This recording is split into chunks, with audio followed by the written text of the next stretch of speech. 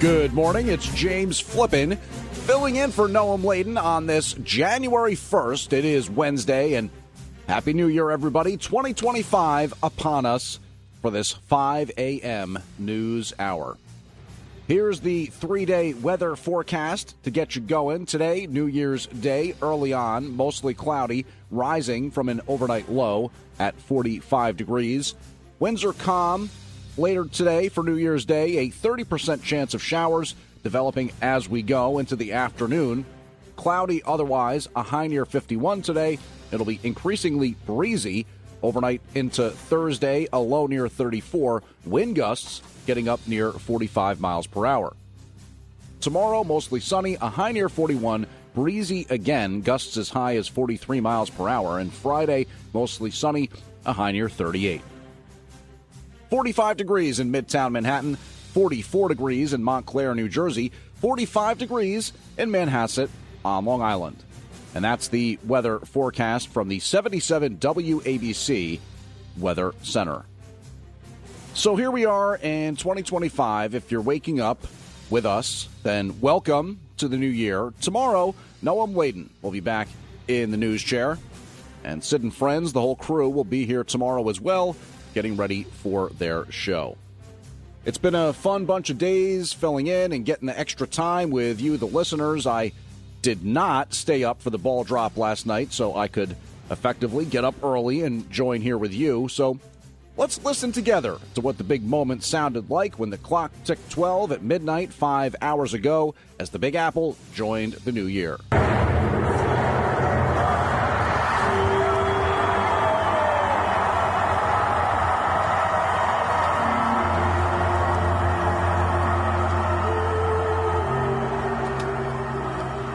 Yeah, nearly 1 million people now hopefully getting dry, wringing out their wet clothes after ringing in the new year in Times Square. Revelers braved the cold rain to watch the ball drop to mark the start of 2025, and sanitation crews will spend much of today cleaning up the thousands of pounds of confetti and other party favors in the area. I can report the trucks are out in full force and the street sweepers, so you do want to avoid that Times Square area for the time being if you're out driving today in Manhattan. New laws going into effect for New York, New Jersey, other spots around the country. Wages going up for millions. A total of 21 states raising their wage floors as the new year gets started. The pay hikes expected to affect more than 9 million. And once those pay hikes are enacted, Washington State will become the state with the highest minimum wage at $16.66 per hour. New York and California ranking in second place together, offering workers $16.50 as a minimum wage. Also, laws go into effect restricting guns in Delaware, Minnesota, and New York. A new California crime law will crack down on repeat offenders, and California's school districts will no longer require teachers to disclose a student's gender identity to their parents. That's a controversial one. That's certainly one that's been a factor in New Jersey as well, where some Board of Educations refuse to disclose to parents what's going on with their kids in terms of gender identity. Medical marijuana, now legal in Nebraska. Medical marijuana dispensaries can open in Kentucky.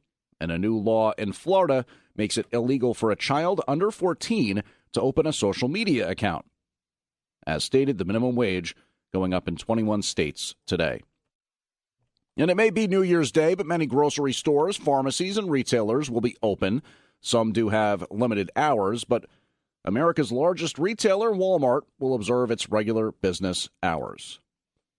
Back here in the tri-state, the woman who died after being set on fire on a New York City subway train has been successfully identified by authorities.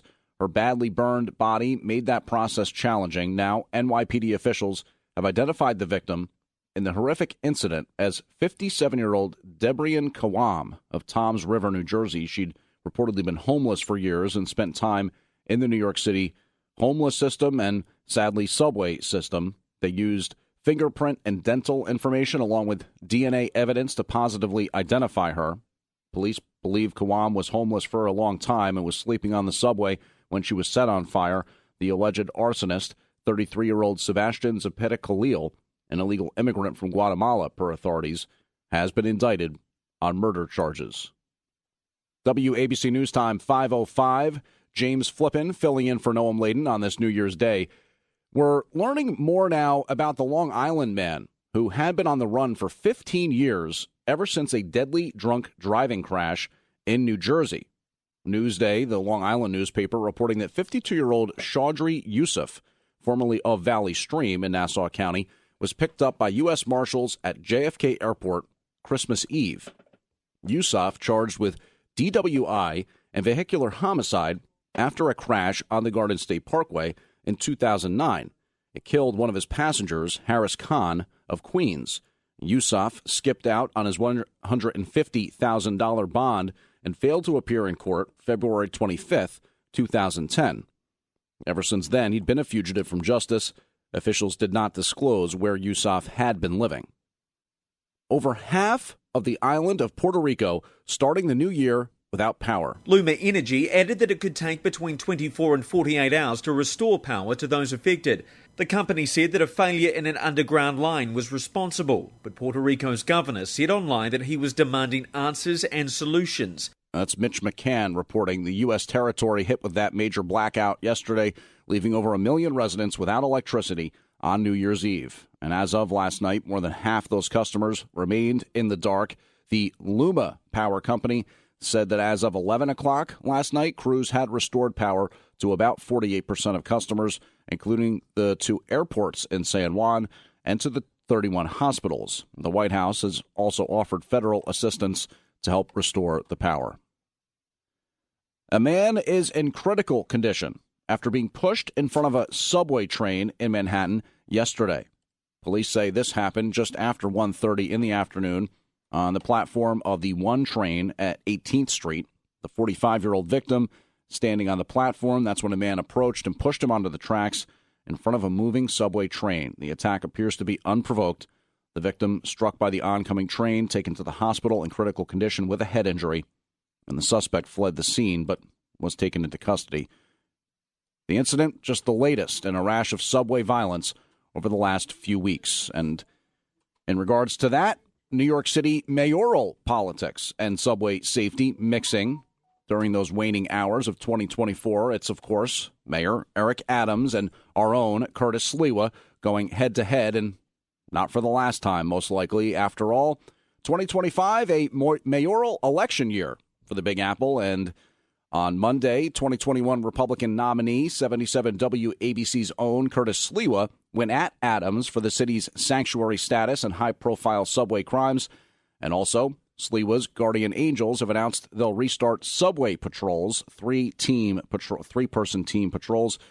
And then yesterday, New Year's Eve, Mayor Adams responded saying if Sliwa wants to be in the subways, he should, quote, see something and say something and let the police do their jobs.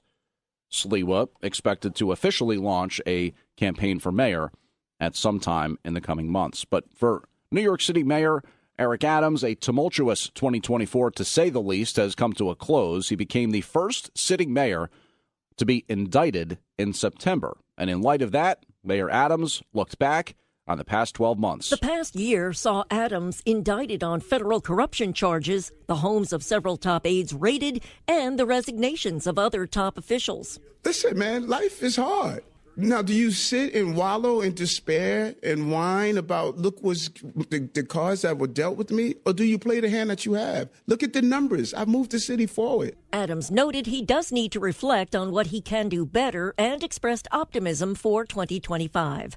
I'm Lisa Ritchie for 77 WABC News. But, of course, the situation involving Adams and his legal challenges hangs over the entire conversation here. And the first question Adams took yesterday was from NBC News 4 New York's Andrew Siff.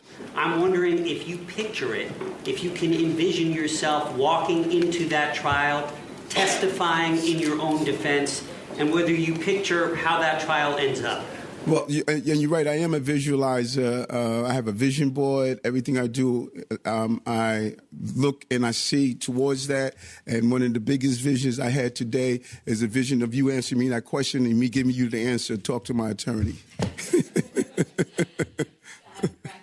And Mayor Adams says these high-profile subway violence cases overshadow success that he feels New York City has had in curbing crime on mass transit.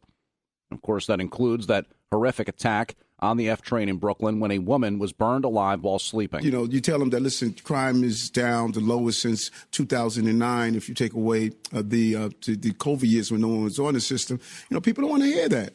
They said someone just got burned, Eric. And during that New Year's Eve press conference, Adams says New Yorkers must feel safe as they're seeing and reading news stories that are just absolutely horrific. But he says he'd like to see more cops on platforms and trains engaging with the public. Mayor Adams expressed his sympathy to that burning victim and said, really, people should not be sleeping on the subways. She resided in New Jersey. She had a brief stint in our homeless shelter system, our shelter system. And, you know, our hearts goes out to the family, a horrific incident. Mayor Adams stressing the importance, in his view, of making New Yorkers feel safe. And one of the biggest inhibitors for people feeling safe, you go down in the system, I heard it over and over again. Too many people are sleeping on our subway system that should not be using our subway system as a place of housing. The most popular New Year's resolutions in America being revealed. This is according to Statista.com. 4 in 10 Americans say they're not going to make any resolutions this year, but for those who are, the most popular is to save more money, followed by eating healthier, exercising more, losing weight, spending more time with family and friends, and to quit smoking. So happy 2025 and good luck with that if you are making a resolution this year. Getting in shape and losing weight, the top one for many. Healthy living expert Dr. Matt Chalmers warning, don't bite off more than you can chew here in the early days of January. Start slow. You can build up your exercise routine instead of just jumping into tough workouts. Getting started is critical. So if we can just make small changes today, they lead to giant changes in the future. Typically because the plan is either too big or too aggressive for what they can actually sustain. And so the plans aren't put together really well, and so they fall apart just from that reason. Chalmers says just getting on a treadmill or walking for 20 minutes daily, or at least really 3 times a week, is a great place to start. Working with a good trainer will help. Analyze your life, your issues, and try to figure out the best path from where you are to where you want to go, and make sure that not only are things achievable, but the plan is in place to fit them into your life properly. According to a U.S. News and World Report study, 80% of New Year's resolutions do fail by February. Experts say that's largely the result of unrealistic goals. Eating healthy foods, avoiding other foods, that's a big thing to shoot for, according to Dr. Chalmers. Seed oils are a great thing to avoid. You know, anything that's fried or processed is great to avoid. Any of the dyes. You know, if you look at the back of the label and you have words you can't pronounce, probably shouldn't eat that one. Interesting to hear him talk about seed oils. That's something that incoming health director Robert F. Kennedy Jr. has been talking about a lot. And there's the MAGA movement 2025. There's the MAHA, or Make America Healthy Again movement for 2025. Well, last night, President-elect Trump and billionaire Elon Musk were spotted dancing to the Village People classic, now the Trump theme song, if you will, YMCA. The crowd enjoyed the performance from the stage as people came together to celebrate the new year at Mar-a-Lago, Trump's club and residence in South Florida. Trump says, in many ways, at this point, Mar-a-Lago is the center of the universe. World leaders and famous figures such as Meta CEO Mark Zuckerberg, Canadian Prime Minister Justin Trudeau, and Tesla and ex-owner Elon Musk are all flocking to Trump's Palm Beach winter White House as he maps out his second presidential term. Trump declaring on Truth Social that his resort is the center of the universe, adding even Bill Gates asked to come. Trump says the mood has changed this time around compared with his first term, saying, "Everybody wants to be my friend." Karen Curtis, Miami. And President-elect Trump also endorsing current House Speaker Mike Johnson to remain in that role. In a Truth Social post made Monday, Trump said, Speaker Mike Johnson is a good, hardworking, religious man, and he'll do the right thing, and we will continue to win. Trump's endorsement coming as the House is set to vote on a new speaker Friday. Johnson has faced some criticism from fellow Republicans over his handling of different issues, including a recent spending deal that did prevent a government shutdown earlier this month. However, the original version included many different special interest spending projects. Trump also took time yesterday to criticize the Biden administration over reports it's auctioning off pieces of the border wall. And I'm asking Joe Biden to stop his people from giving it away. And what they're doing is really an act. It's almost a criminal act. They know we're going to use it. And if we don't have it, we're going to have to rebuild it. And Trump touched on several other subjects, adding he's spoken to Israeli leader Benjamin Netanyahu, and Trump once again promised that all hell will break loose if Hamas doesn't release the hostages before he takes office. Trump has said that he's a big believer in the polio vaccine, backing that again, speaking to reports that Health and Human Services nominee Robert F. Kennedy Jr. wants to revoke its approval, the polio vaccine. Well, I'm a big believer in it, and I think everything should be looked at, but I'm a big believer in the polio vaccine. Switching gears a little bit here, Trump saying that he's seen horrifying pictures from the Russia-Ukraine war. If you saw those pictures, you'd feel more strongly about it. It's got to stop. And we'll talk about that war in a second here, some of the ongoing reports surrounding that conflict. WABC News Time, 5:18. So getting into that report there where Trump said if you'd seen what he's seen, you'd feel more strongly about the need to end the war between Russia and Ukraine. There are reports discussing ongoing potential peace talks between the incoming White House and Russia, with at least one defense minister in Moscow publicly saying they've rejected Trump's initial proposal, potentially because it left open the possibility of Ukraine joining NATO sometime in the future. Well, part of a potential peace deal Trump hopes to negotiate in the years-long war between Ukraine and Russia. President Biden says the U.S. will provide $2.5 billion in security assistance, as he says, for Ukraine. The list of what's included in this is vast. Everything from air defense munitions to ammunition to missiles of various kinds, all the way down to spare parts. The president-elect is vowing to end the war in a single day, but he's not said how. He has, though, dropped hints at there needing to be a deal or a settlement based on territory. That is why outgoing President Joe Biden is pushing through this extra assistance for Ukraine to help its forces keep hold of some of Russia's territory that it has gained. That's correspondent Benji Heyer. President Biden has said the U.S. will continue to work relentlessly to strengthen Ukraine's position in that war with Russia for the remainder of his time in office. February, marking 3 years since that war began. It was on Sunday when Ukrainian President Vladimir Zelensky called U.S. aid crucial to stabilizing the front lines. Back home, the New York Stock Exchange will be closed January 9th in honor of a national day of mourning following the death of former President Jimmy Carter. It is normal for the stock exchange to close to honor the death of a president. Trading closed in December of 2018 when former President George H.W. Bush died. It was on Sunday when Carter passed at the age of 100. Supreme Court Chief Justice John Roberts criticizing what he calls illegitimate activity aimed at fellow judges. In his end-of-year report, Roberts said the judiciary has faced violence, intimidation, disinformation, and threats to defy court judgments. He didn't specify concrete examples, but the conservative majority Supreme Court has faced growing scrutiny since the overturning of Roe v. Wade. The decision led to protests outside the homes of some justices, and one man was charged with attempted murder after showing up to Justice Brett Kavanaugh's house with a handgun. I'm Brian Shook.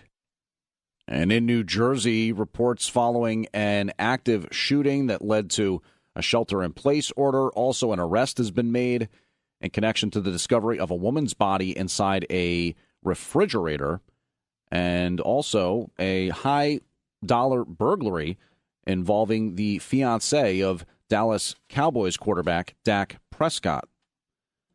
But at this point, let's check in on the 77 WABC Sports Desk.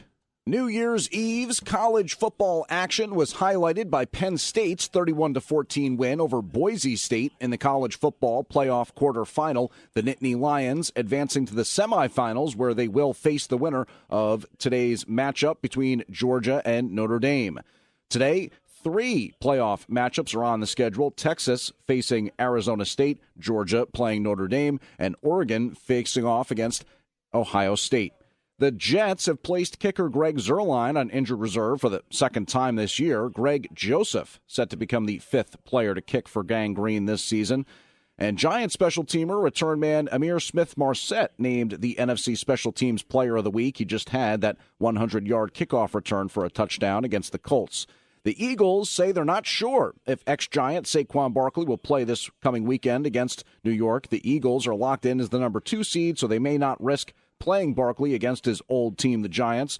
But the running back is just 101 rushing yards short of breaking Eric Dickerson's single-season NFL rushing record of 2,105 yards set back in 1984. The city of Cleveland not interested in losing another football team. Mayor Justin Bibb told Browns ownership the city will invoke the Modell Law to block them from moving out of Cleveland. Current owners Jimmy and Dee Haslam have expressed interest in building a new domed stadium about 10 miles south of Cleveland. The team's current lease expires in 2028. The Knicks will look to stay red hot today after sweeping their 3-game road trip. They'll hope to extend their winning streak to 9 games when they host the Utah Jazz tonight at MSG. The Nets looking to get multiple first-round picks in return for Cameron Johnson in a potential trade. According to Hoops Hype, the Oklahoma City Thunder and Sacramento Kings are interested in acquiring the Nets forward. In college basketball, Syracuse has dropped 3 of its last 4 games after falling to Wake Forest 81-71. St. John's winning streak was snapped in a 57-56 loss at Creighton. On the ice, the Rangers going to be without their top netminder for the foreseeable future. According to ESPN, the struggling Blue Shirts have placed goaltender Igor Shesterkin on injured reserve with an upper body injury. And the Islanders have dropped back-to-back games in 3 of their last 4 after falling to the Toronto Maple Leafs 3-1 on the road. The Devils suffered their second straight loss after falling to the Anaheim Ducks 3-2 in California yesterday. They stay out west and skate against the Kings tonight at 6. And that's the latest from the 77 WABC Sports Desk. In New Jersey, along the Jersey Shore, Monmouth County authorities identified a suspect in a shooting in Allentown yesterday afternoon and led to a shelter in place for some residents. That shooting occurred at a home on Johnson Drive. The victim expected to fully recover. The shelter in place lifted later in the afternoon. The suspect identified as 52-year-old Daniel Williams, and cops are asking anybody who knows of his whereabouts to contact them. Staying in South Jersey, a man is under arrest in connection to the discovery of a woman's body inside of a refrigerator that had been dumped in a forest. The Cape May County Prosecutor's Office says John Tyrrell, charged with 4th-degree obstruction and failure to be fingerprinted. The man allegedly refused to hand over his cell phone to authorities and refused to be fingerprinted after he reported finding the body inside a refrigerator at Belle Plaine State Forest on December 22nd. Tyrrell hasn't been charged with murder. Investigators are still trying to identify the victim, described as 5'1" and either Caucasian or Hispanic, with tattoos of a koi fish and a rose. She was also found with a yoga mat and what cops describe as a unique necklace. A man now facing charges for allegedly plowing his truck into a McDonald's in Hackensack, leaving an employee injured in North Jersey. The 38-year-old Teaneck resident accused of driving his vehicle into the fast food restaurant. A woman inside that McDonald's was brought to the hospital with non-life-threatening injuries. The driver charged with driving while intoxicated and assault by auto. A couple is accused of reselling stolen meat in Nashville. The Mount Joliet Police Department says they found and arrested a 48-year-old woman who was actively shoplifting at a Publix store after getting a license plate reader hit on a tag that was stolen out of Williamson County. The woman had more than $100 in meat on her when she was taken into custody. She admitted to stealing from several local stores around Christmas.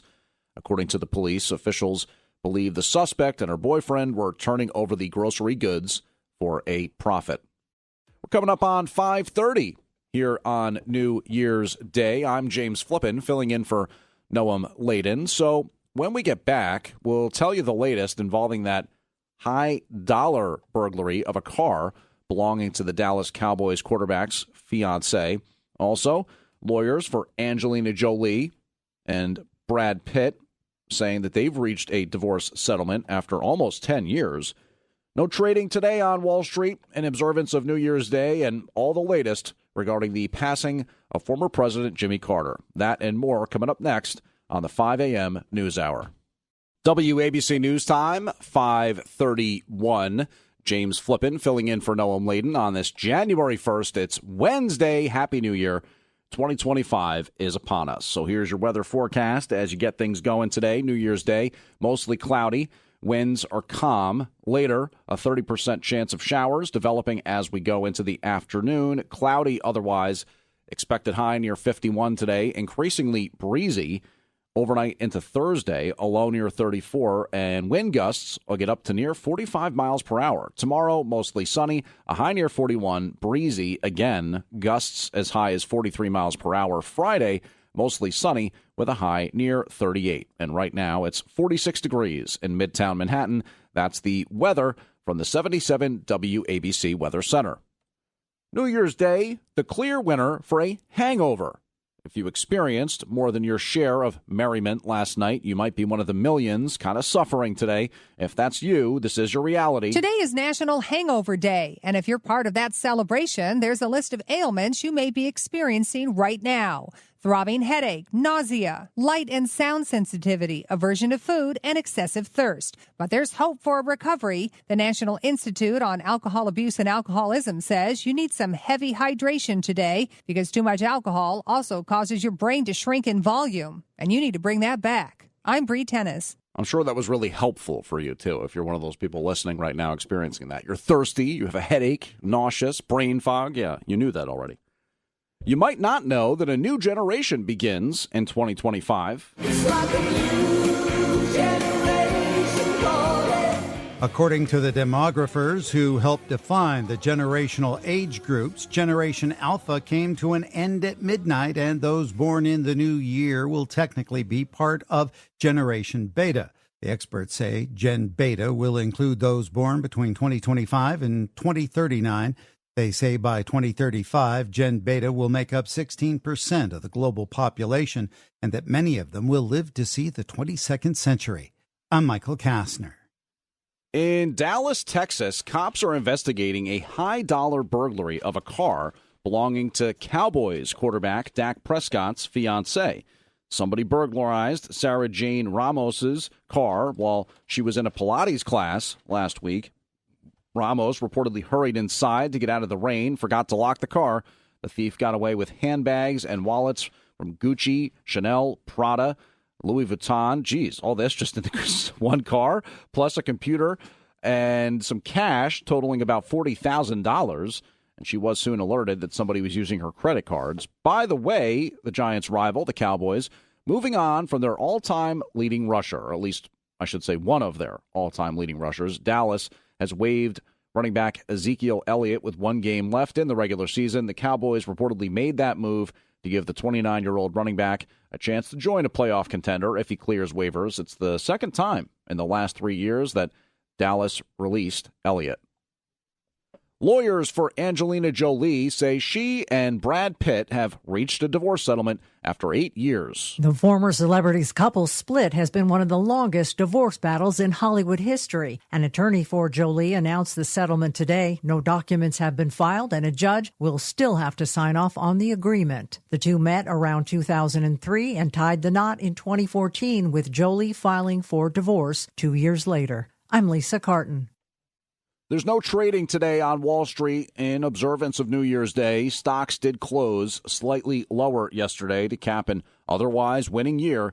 Stocks slipped. Investors took some profits in the final few trading days of 2024. Still, the S&P 500 surged more than 20% overall in 2024, and the Dow and NASDAQ Composite also posted solid annual gains. The stock market will be closed January 9th as well, in observance of the National Day of Mourning for former President Jimmy Carter, and the state funeral plans have been set. Services for the former president will begin January 4th in Plains, Georgia, culminating with Carter lying in repose at the Carter Presidential Center. Kim Carter Fuller fondly remembers her Uncle Jimmy. He's with people that he loved so much, and he's probably up there bossing them around. telling them how to teach Sunday school. On January 7th, the former president will lie in state in the rotunda of the U.S. Capitol. A service at Washington National Cathedral is set for January 9th, and then he will return to his home in Georgia. I'm Lisa Ritchie for 77 WABC News. And former President Carter leaving behind a legacy of public health activism through the Carter Center. The 39th president spent much of his time post-White House working on the near eradication of guinea worm and the prevention of river blindness, two tropical diseases that affected millions of people in Africa. Carter and his late wife Rosalind spent decades trying to improve access to mental health care in America, including the stigma often associated with seeking treatment. It was Carter who signed the Mental Health Systems Act into law in 1980, providing funding to community mental health centers. Rapper Joe Budden of Jersey City originally has been charged after police say he appeared naked in front of his neighbor's front door. The Edgewater Police Department announcing the single charge of lewdness against the podcaster Monday. In a press release, Chief Donald Martin confirmed police were called to an apartment complex in New Jersey the morning of December 4th. The caller told responding officers that Budden was butt naked when they saw a video of him in front of their home. According to the doorbell camera footage, Budden tried to enter a code several times before he retreated to his apartment across the hall. Jay-Z's legal team believes the allegations against the veteran rapper and entrepreneur have exceeded the statute of limitations. According to a report in Rolling Stone, attorney Alex Spiro filed new paperwork in which he argued Jane Doe's claims fall just outside the window of New York City's Victims of Gender-Motivated Violence Protection Act. In his letter to the court, Spiro stated that Doe's allegations occurred 3 months before the GMVA was established. Spiro cited an instance where a federal judge in the Southern District of New York axed a lawsuit former child model Jeannie Bellino had fired against Aerosmith singer Steven Tyler. She had alleged that Tyler sexually assaulted her in Manhattan when she was 17 and he was 27. The judge tossed out the lawsuit because Bellino's attorneys tried to use the GMVA window for the alleged 1975 rape after they missed the August 2021 deadline to file claims under New York's Child Victims Act. WABC News Time 5:40. James Flippin filling in for Noam Laden. And Noam will be back tomorrow, so will be the full crew for Sid and Friends in the morning here in 2025. U.S. investigators on the ground now in South Korea to assist following Sunday's Jeju Air Boeing 737 crash that killed 179 people. And reporting coming in now on the status of the plane's data recorders. During their initial joint on-site investigation, they focused on a navigation system that helps aircraft landings known as a localizer, which is installed on a concrete structure at the airport and has been blamed for exacerbating the severity of casualties in the crash. South Korea's transport ministry says that data has now been completely extracted from the cockpit voice recorder recovered from the crashed plane. The flight recorder reportedly suffered some external damage, but the cockpit voice recorder was found in a better condition. That's Chris Gilbert reporting. The plane coming in from Bangkok went off the runway, hit a wall, bursting into flames. Just 2 people survived in what's now the deadliest air disaster in South Korean history. Reports a bird strike or bad weather may have contributed, but we're still going to have to find out more there from that usable data in the flight and voice recorders. Out in Colorado, the Red Rocks Amphitheater is ending the year with the highest attendance of any amphitheater in the world. Billboard magazine says that amphitheater in Morrison, Colorado, was the most attended outdoor venue in the U.S. this past year. Red Rocks also finished second in overall attendance in the U.S.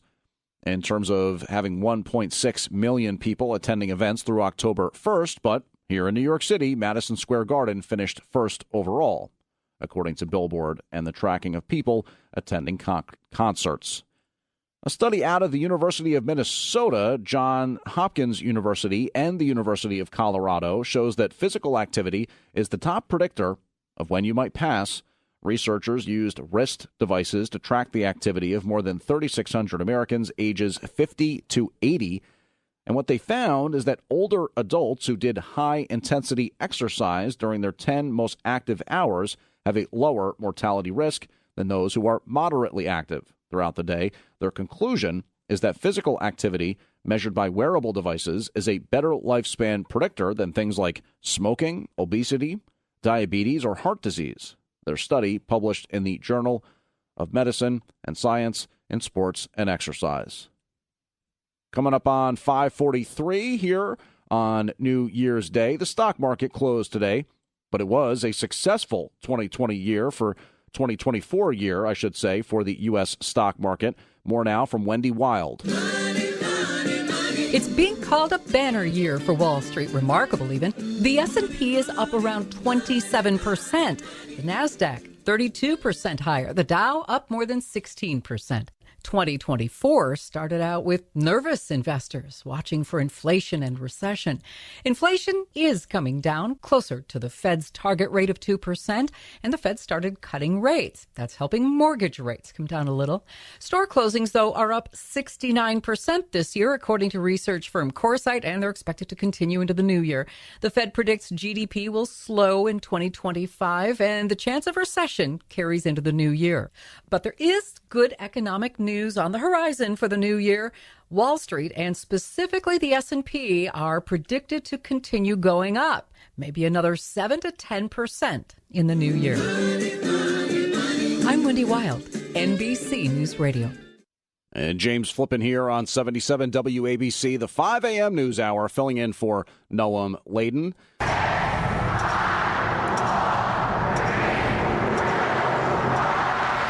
Yeah, it is the new year. More than 1 million people packed into Times Square as it's now 2025 on the calendar. Thousands had gathered in Sydney Harbor to ring in 2025 at 8 o'clock Eastern yesterday. A fireworks display there in the harbor lasted about 15 minutes. Tokyo, Japan welcomed the new year at 10 a.m. yesterday, while Paris rang it in around 6 o'clock last night, followed by London an hour later. And now let's check in on the 77 WABC Sports Desk and get you caught up on all the local action. New Year's Eve's college football action was highlighted by Penn State's 31-14 win over Boise State in the college football playoff quarterfinal. The Nittany Lions advancing to the semifinals, where they will face the winner of today's matchup between Georgia and Notre Dame.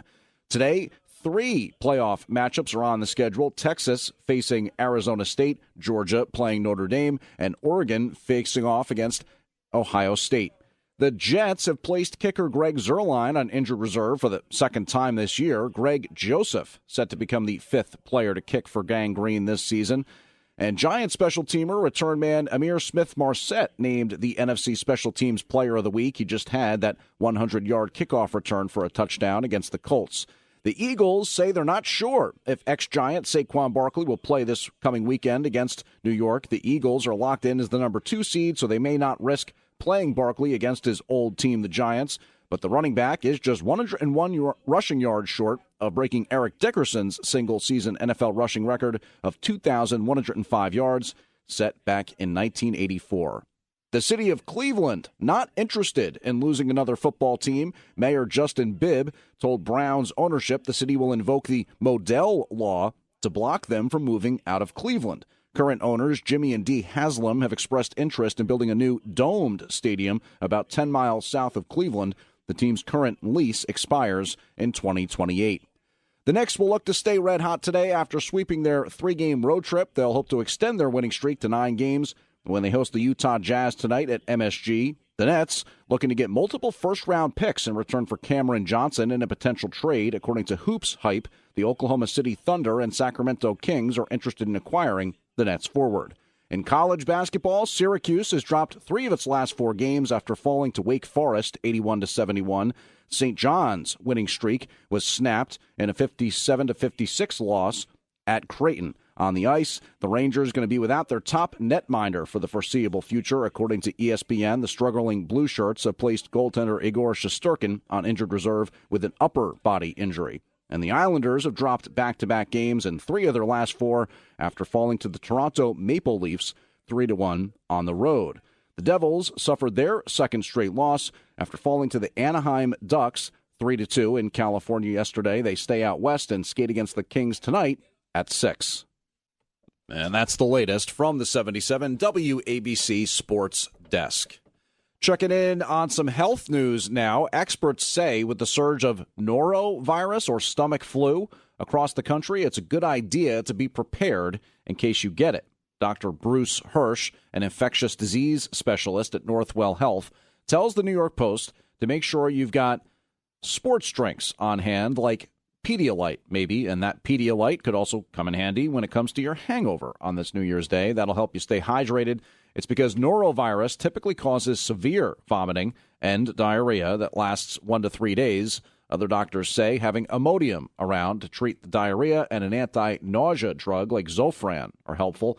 You'll need to eat, too, so health experts recommend bland food like plain rice or pasta. Avoid those dairy products. Frequent hand washing with soap and water important.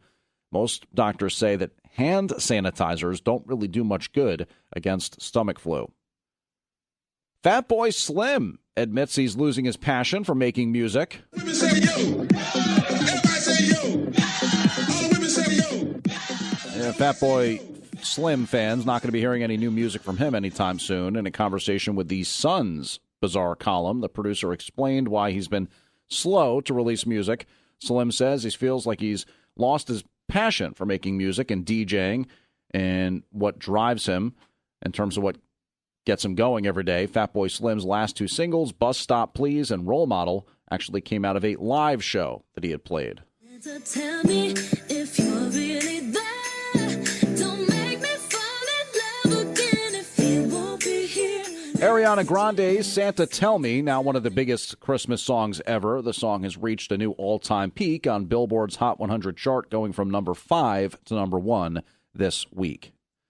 Former President Jimmy Carter's state funeral plans have been set. Service is going to begin January 4th, this coming Saturday in Plains, Georgia, culminating with Carter lying in repose at the Carter Presidential Center. Then the former president will lie in state in the rotunda of the U.S. Capitol for Tuesday, January 7th, and that'll be open to the public, I should say, after Congress pays their respects. After the lying in state concludes, there will be a service at Washington National Cathedral January 9th, the National Day of Mourning, and Carter's remains will be transported back to Plains, Georgia that same day, and there will be a public motorcade route and private funeral service there in Plains. A new generation begins in 2025, according to demographers who helped define the generational age groups. Generation Alpha came to an end at midnight, and those born in the new year will technically be a part of Generation Beta. The experts say Gen Beta will include those born between 2025 and 2039, and by 2035, Gen Beta will make up 16% of the global population, and many of them will live to see the 22nd century. A man accused of shooting 2 people at a Target store in downtown Los Angeles has been arrested following a standoff with police. The shooting happened Monday night after the suspect was confronted outside the store by 2 employees who accused him of shoplifting. The suspect shot the employees and fled the scene, found Tuesday morning in a nearby building where he had barricaded himself for several hours while police tried to arrest him. The LAPD says the suspect was finally taken into custody late yesterday afternoon. One of the shooting victims is in critical condition.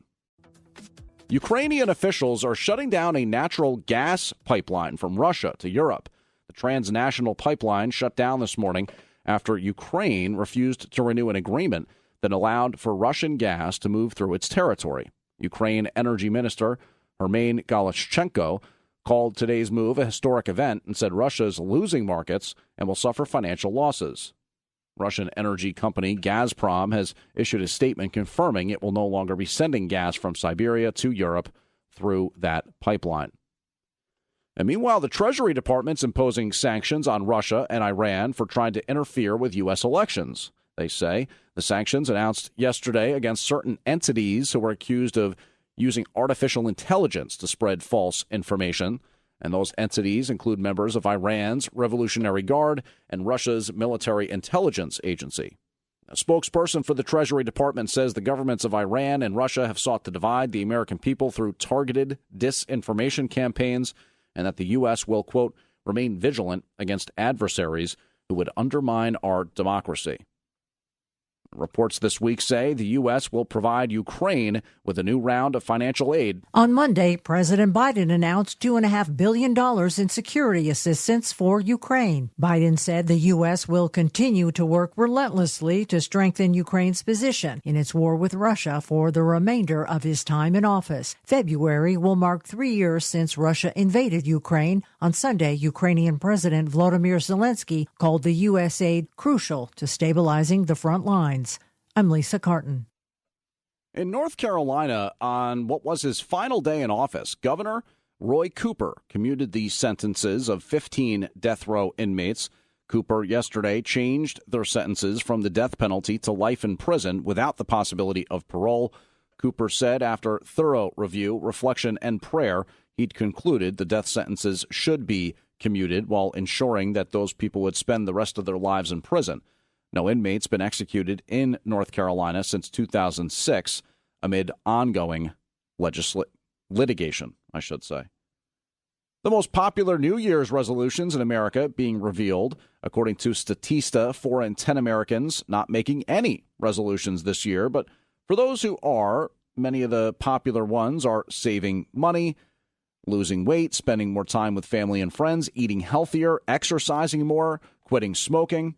Well, a study out of the University of Minnesota, Johns Hopkins University, and the University of Colorado shows that physical activity is the top predictor of when you might die. Researchers use wrist devices to track the activity of more than 3,600 Americans ages 50 to 80. What they found is that older adults who did high-intensity exercise during their 10 most active hours have a lower mortality risk than those who are moderately active throughout the day. Their conclusion is that physical activity measured by wearable devices is a better lifespan predictor than smoking, obesity, diabetes, or heart disease. Their study is published in the journal Medicine and Science in Sports and Exercise. I'm Michael Kastner. Former President Jimmy Carter, having passed at the age of 100 earlier this week, is leaving behind a legacy of public health activism. Through the Carter Center, the 39th president spent much of his post-White House time working on the near eradication of guinea worm and the prevention of river blindness. Those are tropical diseases that affected millions of people in Africa. And Carter and his late wife, Rosalind, spent 5 decades trying to improve access to mental health care in America. They focused in part on eliminating the stigma often associated with seeking treatment. And it was Carter who, in 1980, signed into law the Mental Health Systems Act. It provided funding to community mental health centers. WABC News Time coming up on 5:59. And yeah, it may be New Year's Day, but many grocery stores, pharmacies, and retailers will be open today.